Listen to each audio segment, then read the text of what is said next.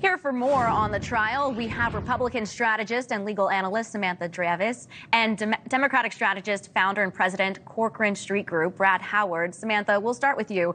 Trump supporters around the country appear to be energized by this. The donations pouring into the Trump campaign, $52.8 million in 24 hours. What can we expect this new phase of the campaign to look like, do you think? Yeah, well, I think that the money that's been raised and the bump in the polling that we've seen, it's a stunning indictment of this process, which was a corrupt and unfair process from the start. And so I think that the Trump campaign is going to continue to educate voters about how unfair the judge's conflict of interest. He gave money to Joe Biden. You had a prosecutor that campaigned on imprisoning him. You had a jury pool that came from a venue where 87% of them voted for Joe Biden. And so there'll be a lot of education the Trump campaign wants to do with voters who may not have been paying attention to some of those things about the trial that the Trump campaign says are fair, including the multiple errors upon which they're going to be seeking reversal. But look, I think at the end of the day, this lawfare is starting to backfire on the Democrats because none of these cases against President Trump are going to distract voters ultimately from President Biden's record, which I think, frankly, voters are more concerned about his age and his terrible record as president than they are Trump's legal issues. And Brad, for you, we were talking about the fundraising numbers, the Trump campaign releasing that, and they're continuing to push out fundraising emails.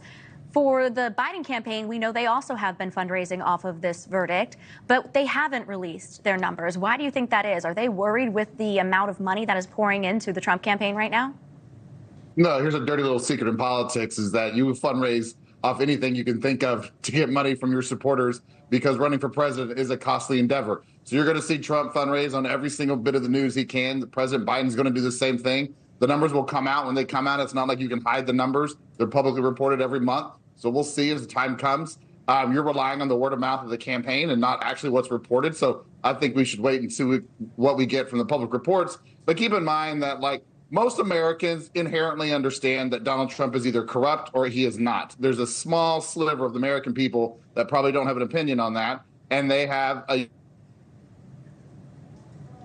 months to go figure out how they feel about that. And I think the president's going to make his case. I think the president's got a good case when you're running against a guy who's been convicted of 34 felonies, first time in American history. And then the Republicans can say what they want about this trial. But at the end of the day, this was a solid trial. It was a documents case. They had, Donald Trump's signature on checks. It told a compelling story, and a jury of his peers, 12 people, even one juror whose primary source of information is Truth Social and Twitter, that person said guilty. So let's not go to the judicial system here just to win an election, because the judicial system and law and order is critical to the future of this country and the stability of this country.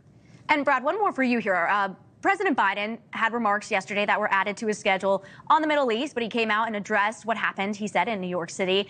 And then as he was leaving, reporters also tried to ask him about this verdict. I believe we have that clip. Let's play a little bit of that.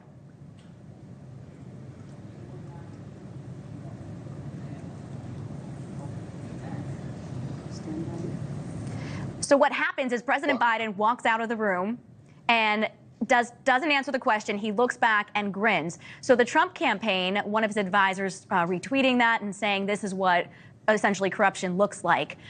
Do you think this was the right way to go about it? How did President Biden handle the response to this verdict? I think President Biden bit his tongue. That's what you're seeing in that photo or that video. Second, it's really kind of taken off online as kind of an homage to Britney Spears. There's some funny memes online about that. I think he rightfully bit his tongue. I don't think you need to say anything about this. You've got when your opponent is convicted of 34 felonies, where his signature is on the checks, where this scheme was very clearly laid out in documents and papers, and a story that the prosecutors did a wonderful job in telling, like a very clear job in telling. You don't need to say anything. And so I think the president was tempted to say something, bit his tongue, and thought better not to comment. And I think that's the right strategy here. And I have seen the Britney Spears comparison meme, a lot of things popping around on Twitter this morning after that. Samantha, one more for you. Republican lawmakers I've seen also on X calling for the GOP convention to be moved because the sentencing date is set for July 11th. The Republican National Convention starts on July 15th. What do you make of that? Is that going to happen? Well, first, I just want to quickly address one of Brad's comments. I guess I'll say if the Democrats want Justice Alito to recuse himself because his wife posted an upside down flag, I guess I'm curious why it's not an issue for them that Judge Merchan gave money to Joe Biden and then presided over a trial where he's trying to imprison Donald Trump so that he actually can't face Joe Biden at the ballot box. He wants to have him imprisoned. As far as the Republican convention, I mean, Donald Trump is going to be the Republican nominee. And I think the RNC convention and the Republicans will do whatever is necessary to make sure that he's able to accept the nomination in due course. Samantha, Brad, thank you so much for joining us today. We really appreciate your insight. My pleasure. Thank you. Thank you, guys. Well, lawmakers